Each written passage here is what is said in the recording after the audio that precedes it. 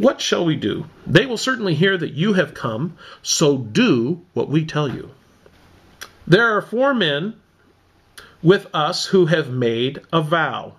Take these men, join in their purification rites, and pay their expenses, so that they can have their heads shaved. What are they shaving their heads for? You know, like, are they Krishnas now or something? Then everybody will know there is no truth in these reports about you, but that you yourself are living in obedience to the law.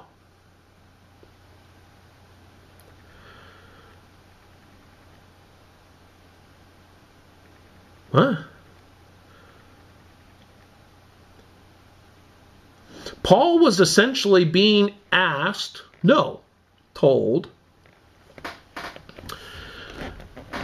to prove that this rumor that's going around that you are telling Jews to turn away from Moses, to prove that that isn't true, we want you to pay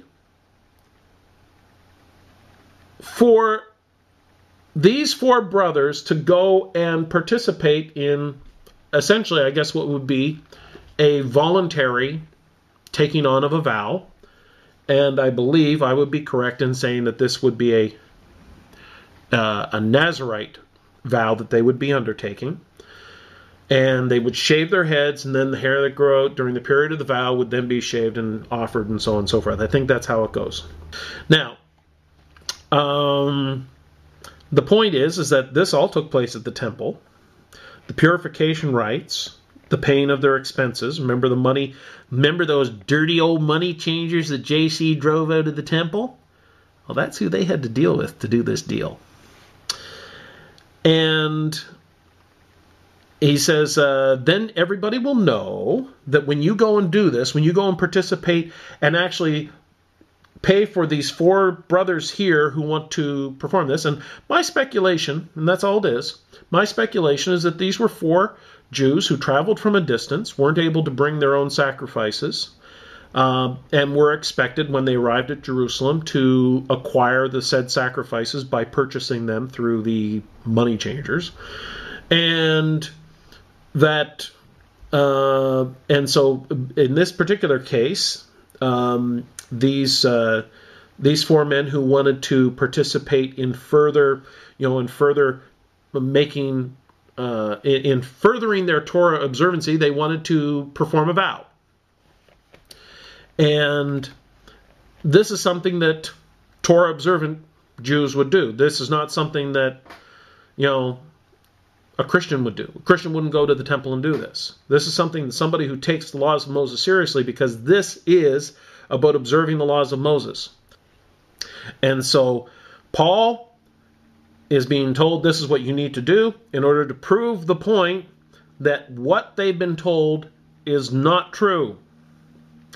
And at this point, Paul has yet again another opportunity to stand up and say, but it is true. Haven't you read my letters? It isn't true. It isn't true. These brothers are looking at Paul and they don't believe that he's doing this. They don't believe that he's out there telling people that the law is no more, etc., etc. They are not seeing in Paul or understand anything that Paul has done to be contrary to their observance of the Torah.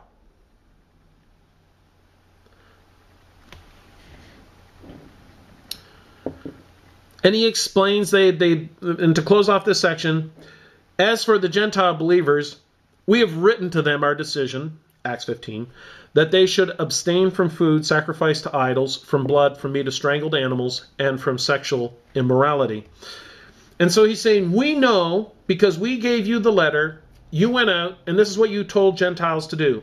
You gave instruction to Gentiles, you did that, but you yourself are keeping the law. We understand that.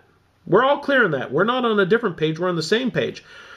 But there are people out there who are spreading lies about you that you're telling people the law is no more, done away with, don't circumcise your kids, don't keep those customs, do away, start eating, have your pork roast.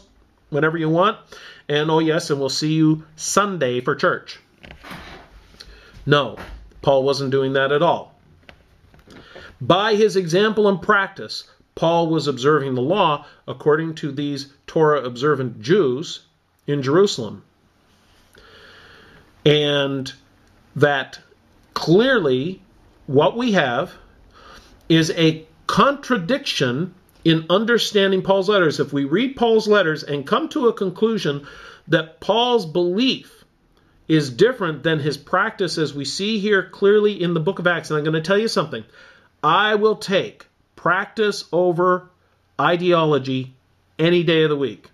I will take practice as an understanding of what is motivating a person more than reading something and trying to interpret it to make it say something that supports an idea that I already have in my head. If Paul is here, he's being told about observant Jews, and he's in fact saying, there are people spreading rumors that you're telling people to do away with all this stuff. We know that's not true. Go to the temple with these brothers.